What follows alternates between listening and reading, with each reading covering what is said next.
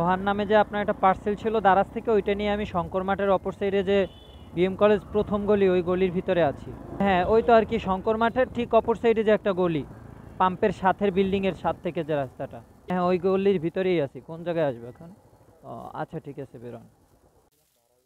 হ্যাঁ, ওইটা আপনি 7 দিনের ভিতরে রিটার্ন করতে হবে।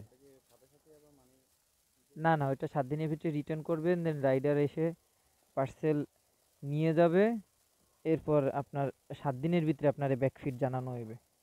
আপনি অ্যাপসেই সব কিছু দেখতে পারবেন, অ্যাপস থেকেই রিটার্ন করবেন, অ্যাপস থেকেই সব কিছু দেখবেন। না,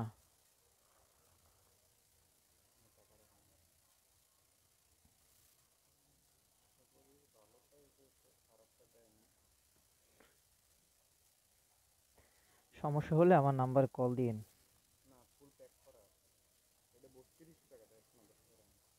টিপস। Thank you.